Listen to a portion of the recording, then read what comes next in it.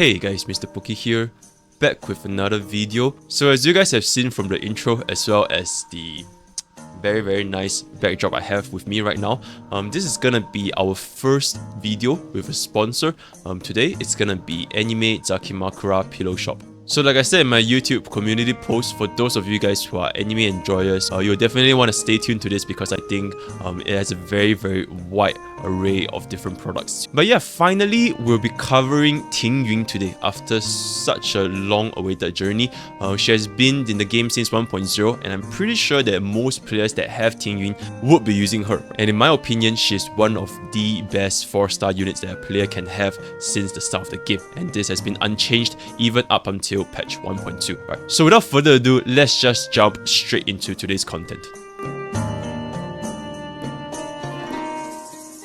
Alright, so Ting Yun is another excellent Harmony supporter that can fit into most, if not all, team comps, and in my opinion, she falls second only to Bronya, right? In terms of versatility and damage buffing capabilities, making her one of, if not the best 4-stars that a player can have in their account. One benefit that she does have over Bronya is that Ting Yun is a lot more skill point friendly, since you're pretty much guaranteed to be a net +1 after casting a skill, follow up into 2 basic attacks.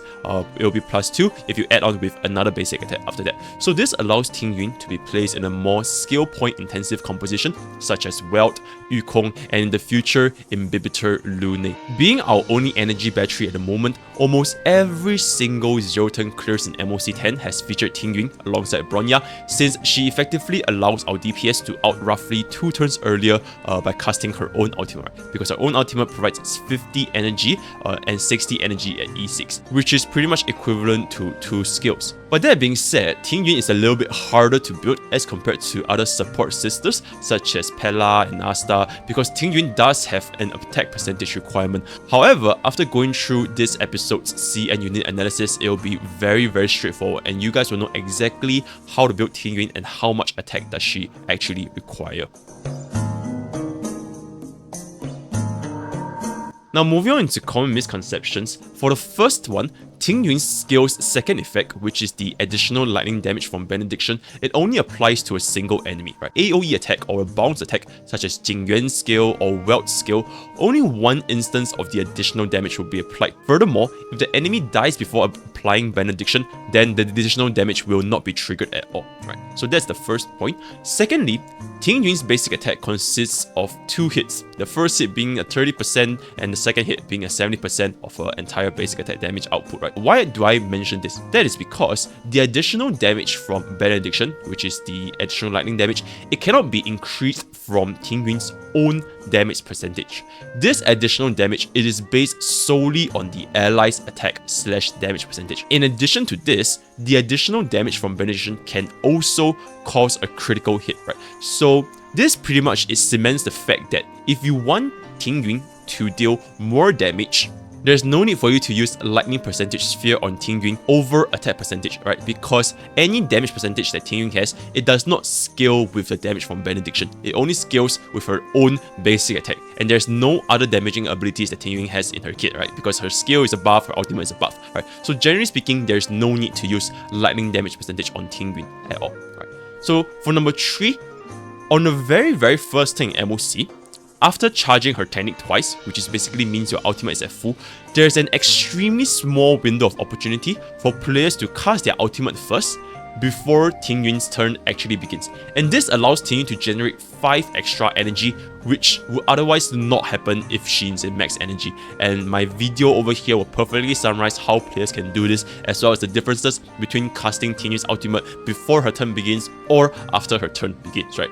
And to further add on, this additional energy that is generated from Ting Yun's A6 trace, it does scale with energy regeneration rope. For the most part, when playing MOC, you want to cast Ting Yun's ultimate as fast as possible before a turn begins, just to get the extra 5 energy. Now moving on to number 4, Ting Yun's skill uptime, it decreases the faster an ally is, right? So for example, if your DPS gets an extra turn from Bronya, or if your DPS gets higher speed such as Asta buffing the speed, all this kind of stuff, and your DPS moves faster, then he will use up more of Ting Yun's skill stacks. So to keep up with the DPS, Ting Yun should always be built as fast as humanly possible, right? In contrast with Bronya, where she can be built as a 134 or even 120, there is no benefits to a slow Ting Yun, right? So Ting Yun should always be as fast as humanly possible. And for our last common misconception, is that Ting Yun's energy recharge, which is from her ER rope, it does not scale with her technique as well as her ultimate, right?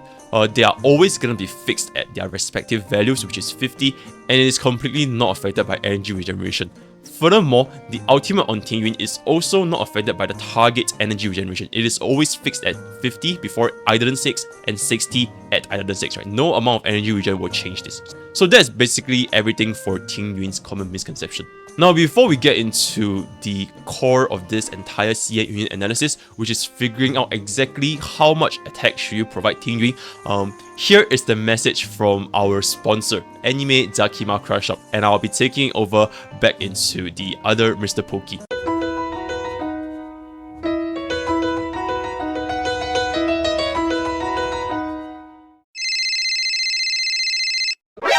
NANI?!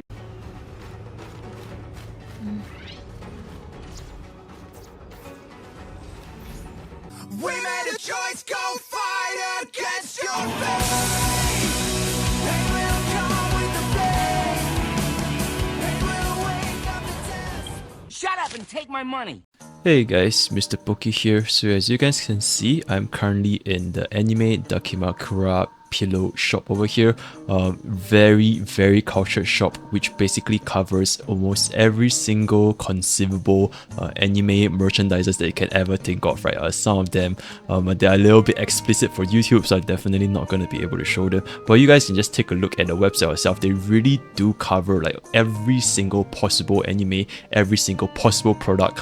They pretty much have got it in their entire stock. Personally, I've never owned a Dakimakura pillow in my entire life, right? So I just went for our best girl Ting Yun because I don't want something that's super lewd that's gonna be a little bit too embarrassing to own. In the meantime, I really do like Ting Yun personally as a character, right? So I decided to get her. The UI design for the website, it was really straightforward, especially even for somebody like me that completely don't understand anything at all with regards to the fabric, the sizing for the pillow, all this kind of stuff.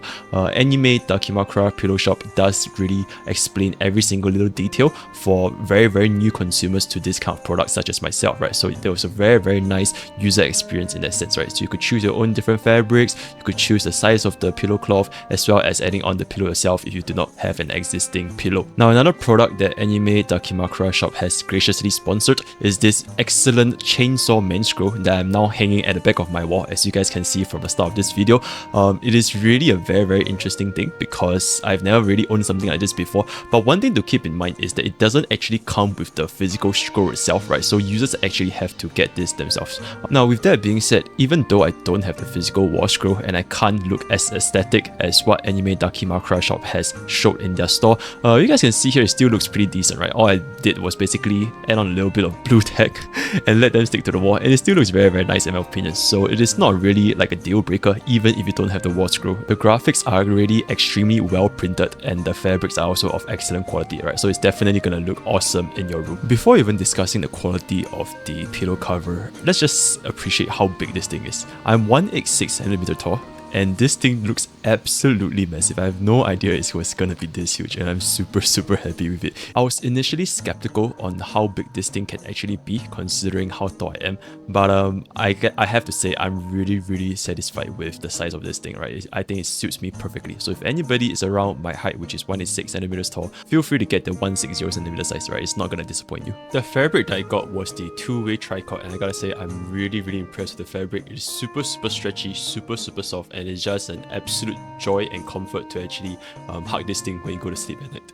To find out more about the products, feel free to check them out at their very detailed description, because personally for me, I am very new to all these products and I think they do a much better job at explaining it than myself. And one last thing is that Anime Dakimakura Pillow Shop does have a lot of events. So currently right now they're having their mega summer sale event as well as giveaways on their Facebook page. So do check them out whenever you guys have the free time. If any of my viewers are interested in purchasing Anime Dakimakura Pillow Shop's products, which is ranging for a very large library of products like I mentioned just now, feel free to use my code ADP Mr. Poki to apply a 10% discount off of your total purchase, right? So once again, thank you Anime Dakimakura Shop for sponsoring this content. Now back to Ting Yun's CN unit analysis.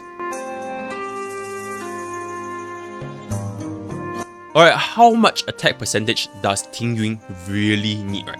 And this has been discussed in countless tiering crafting communities since 1.0. So this is essentially how the skill works. Ting Yun's buff, it buffs an ally's base attack by a certain amount, either 50% or 55% depending on the trace level.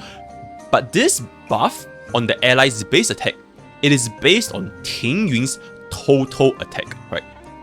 Buffing an ally's base attack based on Ting Yun's total attack. So essentially this shows us that there is a cap to this attack buff based on Ting Yun's total attack. If your Ting Yun's total attack is not high enough, then it's not gonna be able to provide the full benefits to our main DPS. On the other hand, if our ally's base attack is not high enough, then there's no need to stack on so much attack percentage on Ting Yun because there's only 50% of the ally's base attack, right? So this is the table that I've drafted up myself, and you guys can look over here. I've taken the liberty of comparing with 4 of our more popular DPS carries, Jing Yuan, Himiko, Silly, and Yan Qing, right? So for them, the base attack, it is their unit's attack as well as the Light Cone's attack combined into one. I'm just going to be assuming we're going to be using a 582 Light Cone attack because this is the base attack for almost every single DPS Light Cone. So as you guys can see, their base total attack based on these 4 units is going to be 1271, 1338, 1222, and 1261 respectively. Right, so this is their base total attack.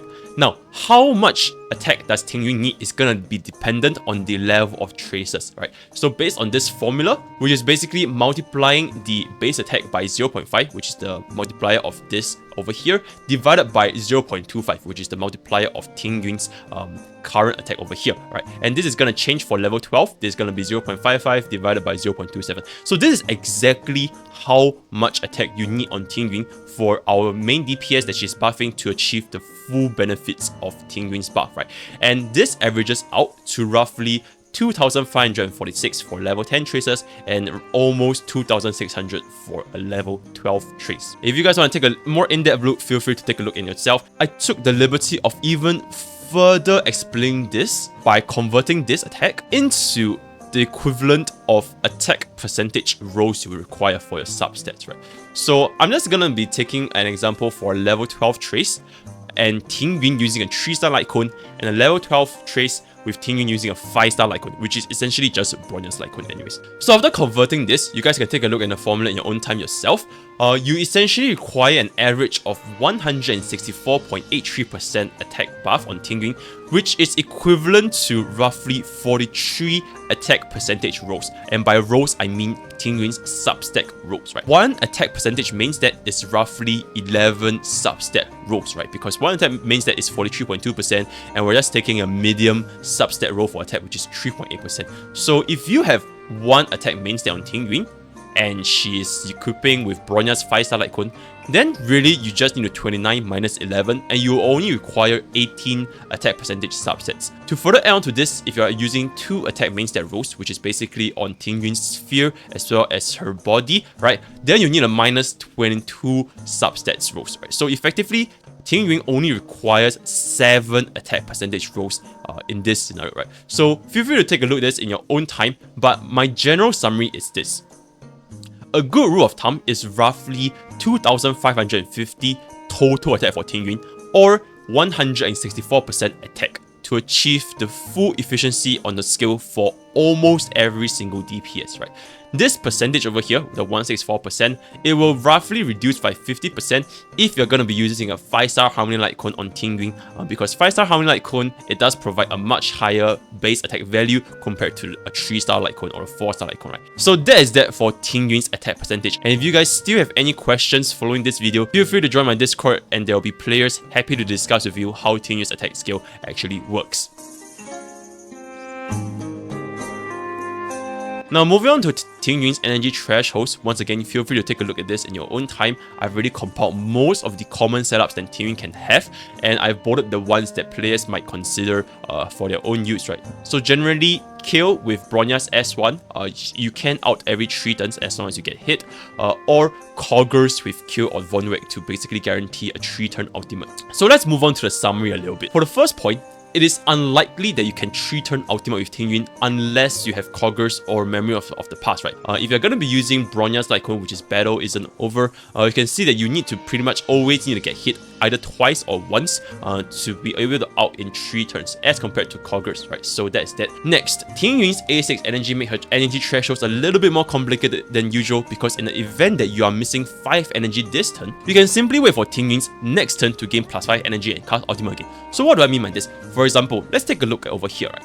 If you're using this setup with Koggers and you are currently at 126.56 energy after casting QEAA, right? Ultimate, skill, attack. Now it is not Ting Yun's turn yet, right? Because it is not her turn yet and she's now at 126.56 energy. But because of Ting Yun's A6, the moment it is Ting Yun's turn, she's gonna be able to add an additional 5 energy, and this places her perfectly at 130 energy, and it will allow Ting Yun to out in 3 turns anyway, right? So players need to factor this into consideration. Now at this point, somebody might point out, hey Mr. Pokey, if we take this +5 energy from the next cycle, wouldn't this lead to a negative 10 energy? Because now we're taking away 5 energy from the cycle after this, right? This is perfectly covered by allowing Ting Yun to get hit an additional 1 time. You guys need to consider this. The chances of Ting Yun not getting hit a single time across 6 of Ting Yun's turns is really low, right? And this kind of brings us to the next point on why some CM bros, as well as myself, would prefer Ting Yun to run Kill or Fleetless over Von Wick for 3-turn ultimates, right? And here's why. So number 1, by now we should know that Ting Yun, I'm pretty sure everyone that has been playing the game has experienced this, that she has a very weird high taunt value. Even though she's shown to be having the same taunt value as any other Harmony units, Ting Yun just tends to get hit a lot, right? And the chances of Ting Yun to get hit to achieve our next energy threshold, which is 3-turn ultimate, without using Von Wick is really high, right? Because Ting Yun does get hit quite often. And in the events that Ting Yun do not get hit, then it contributes to a higher chance of run success because our Ting Yun is not getting hit, right? And she's not dying, and most of the time if we're losing to a run, it's because our squishy Harmony units such as Ting Yun, they're dying, right? So it is a win-win situation. If she gets hit, she can cast her ultimate every 3 turns, and if she doesn't get hit, then she's healthy, which is exactly what we want for our Ting Yun anyways. And number 2, Ting Yun, it is not like any other supports such as Bronya or Asta, where she wants to use her ultimate as soon as possible to a certain degree, right? Ideally, players should only use Ting Yun's ultimate when the DPS that Ting Yun is buffing has less than 50% of their energy bar, right? To ensure the maximum value for Ting Yun's energy recharge, right? So, taking an example, if we're going to be using Ting Yun's ultimate for DPS that is already at like 120 out of 130 energy, right? Or is just basically missing 10 energy to cast ultimate, then there's a lot of value going to waste, because what this essentially does is Ting Yun's ultimate only provides this damage percentage buff, right? The energy regeneration portion is largely wasted. For the most part, there's more leeway for Ting Yun to not exactly hit her thresholds at 3 turns or 4 turns, because sometimes we do need to hold on that extra turn with Ting Yun's ultimate just to sync up with our DPS for our DPS to gain the maximum value out of Ting Yun's energy regeneration, right? And number 3, our final point is that Kill just offers a lot more in terms of utility, right? Effect Res is always a good stat. You don't want your supports to get crowd control, as well as the permanent 10% crit damage buff as compared to energy regeneration Von Wick, right? Even Fleetless, right? Not mentioned here. Fleetless is also another excellent 2-piece for Ting Yun to have, because Ting Yun does gain the benefit of the attack buff herself, as well as more HP is always nice for Ting Yun, which is gonna be a pretty squishy unit, right? So that's the summary for Ting Yun's energy threshold. Now moving on to Ting Yun's relic recommendations, the guides that I've found on Bilibili so far, they are mostly not really updated to version 1.2, and they did not include the new sets, but likewise for Bronya, the consensus are there, right? The Hacker Space set as well as Kill, they are excellent sets for Ting Yun to use, not just for Ting Yun but for most support and sustain as well, right? So the new 2-piece set is excellent, because Ting Yun does want to be as fast as humanly possible, right? There's no benefits for Ting Yun being slow, right? And a faster Ting Yun means she's able to keep up with faster DPSs, especially if you're going to be using Bronya in the same team, and you can allow Ting to cast more ultimates and stonks, right? Profit.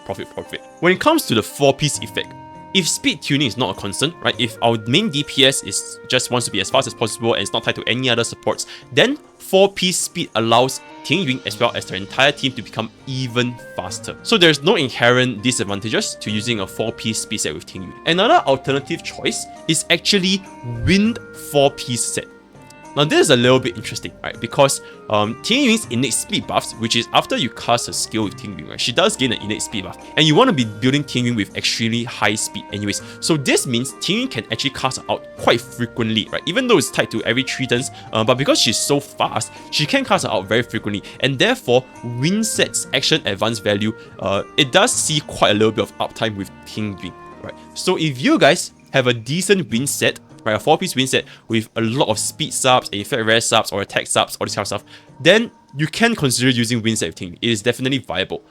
Otherwise, it would be just more efficient from a stamina standpoint to just farm for Hacker Space as well as Longiver's Disciple, because farming for Wind set is just not very efficient since most of our DPSs currently don't make use of I set, right? So unless you're a Yanqing or Herda main, then stick to Longiverse and Hacker Space farming, right? Now finally, with regards to the Planar 2 piece, Q is excellent, right? Because stackable crit damage buff is more important than stackable attack percentage buff. And like I mentioned just now, effect rest is always a good step to have for our supports to reduce the chances of crowd control. But that being said, Ting Yun can still run Fleetless, right? Because she does benefit from both HP percentage and attack percentage herself. And although the usefulness will fade a little bit in the absolute grand scheme of things, right? Because your DPS will probably prefer crit damage more than attack percentage. But Ting Yun can definitely still run Fleetless.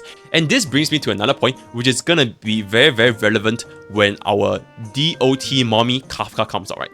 Kafka, and as well as future DOT comps, they do not require Kyo's crit damage buff, right? Because DOT itself, it does not crit. So when you're building a DOT team in the future, and if you want to use Ting Yun or any supports for the matter of fact, and you want to pair it with a DOT comp such as Kafka, then Fleetless is gonna still be in the best in slot instead of Q, right? Because DOT does not benefit from crit damage, right? For the main stat and substats, you can see over here, it's pretty self-explanatory. Attack percentage, chest, boots, speed boots, energy regeneration rope, as well as attack or HP sphere. And for substats, speed is always going to be your #1 priority, followed by attack percentage / effect rest if you're going to be using Q, followed by HP and defense. Now why did I mark the bolded section for attack, right? Please refer to the how much attack section again, right, over here to see exactly how much attack you need for Ting Yun. The moment you hit the required threshold, then there's no further benefits to stacking so much attack on Ting Yun. You can honestly just invest the remaining subsets into more tankiness or even more speed to increase Ting Yun's durability, right?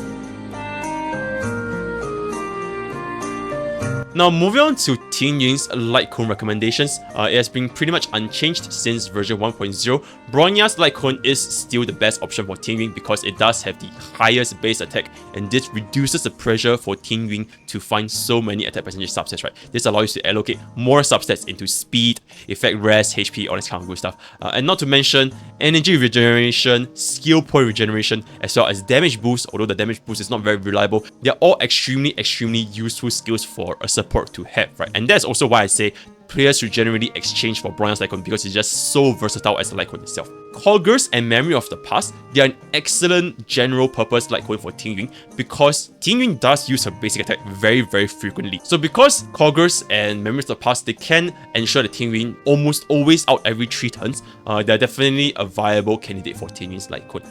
Another mention here is Planetary Rendezvous, which is an excellent Light Cone if you're going to be using Ting Yun with a lightning DPS, right, such as Jing Yuan or even Kafka in the future, right? So Planetary can definitely see a use there. Car of the Moon is going to be the next best generic Light Cone for Ting Yun. Past and Future is not recommended on Ting Yun because unlike Bronya, Ting Yun has no guarantee of a DPS going after Ting Yun itself. And most of the time, because the Ting Yun is so fast, and if you're going to be running another supporter, which is going to be even faster on DPS, the person after Ting Yun wouldn't be your DPS, right? It's either going to be the debuffer or the buffer, right? So Past and Future is not recommended. Dance finally is also viable if your team lacks a Bronya or lacks an Asta, so that Ting Yun can provide a little bit more of an action value push for DPS to go a little bit faster, right? Well, so this is generally it for Ting Yun's Litecoin recommendations. Pretty straightforward. Now, with regards to Ting Yun's Eidolon strength, it is definitely much easier to obtain an E6 Ting Yun compared to like an E6 5-star unit, right? So this is more like a Dolphin section at this point. Eidolon 1 is a DPS speed buff, and this might actually create an issue if you're going to be using Ting Yun with a speed tuning team, right? So DPS is going to end up a little bit faster. Otherwise, if there's no speed tuning involved, then this E1 is always good to have. E2 and E6 is the big buffs, right? E2, it generates 5 extra energy for the DPS upon killing a unit once a turn. And this is an excellent Eidolon that can really help with some DPS's energy thresholds, especially when you consider that most DPS we have right now, they are not running ERO. Right? They are either running attack percentage or HP percentage like Blade, right? So this extra 5 energy from killing a unit is definitely going to see a lot more fluid ultimate uptimes with our main DPS. Eidolon 6 is the next big thing, which is 60 energy instead of 50 energy per ultimate usage. And this is, in my opinion, Ting Yun's most impactful Litecoin, because right now, almost every single DPS we have is 120 to 130 energy, right? So this 60 instead of 50 energy regenerated by Ting Yun is a roughly 8.3% increase in energy recharge. Now, with that being said, although 2 and 6 are really useful Eidolons, Ting Yun still functions perfectly well at E0, right? You don't really need her Eidolons to function, and it is not like a game changer. Players should never ever exchange their Undying Starlights for 4-star, like for Ting Yun's Eidolons, right? Because it is a matter of time before it E6 any of the 4-star units, and they have much less values compared to limited pools of 5-star Litecoins, right? So please don't exchange for the 4-stars, right? Now, moving on to our final portion of the video, which is team compositions. Ting Yun can fit into most, if not all, team compositions, since every single DPS appreciates the extra energy, especially when trying to 0-turn clear MOC states, right? Ting Yun is a little bit more adaptable in heavy skill point usage teams, like I mentioned earlier, such as Welt, Yukong, compared to slow Bronya or E0 S0 Bronya, right? The only DPS that will not function well, very well with Ting Yun is Blade, right? Because Blade is a HP scaling DPS, and he doesn't really benefit from Ting Yun's attack buff at all, right? Because Blade scaling with attack is really poor. There are 2 potential comps with Ting Yun, which is very similar with Bronya. There is the Hyper Carry comp, which is the main DPS plus Ting Yun plus 2 supports, or the generic comp, right? Which is main DPS plus Ting Yun plus a sustain and a support. Now, with regards to special notes, the most popular pairing currently with Ting Yun is Jingyuan, right? Because Lightning Lord can benefit from all of Ting Yun's buffs, be it her skill or ultimate, in contrast with a Bronya that is not E6, right? If Bronya uses her skill on Jingyuan, it's going to expire in 1 turn, and therefore Lightning Lord wouldn't be able to benefit from Bronya's skill.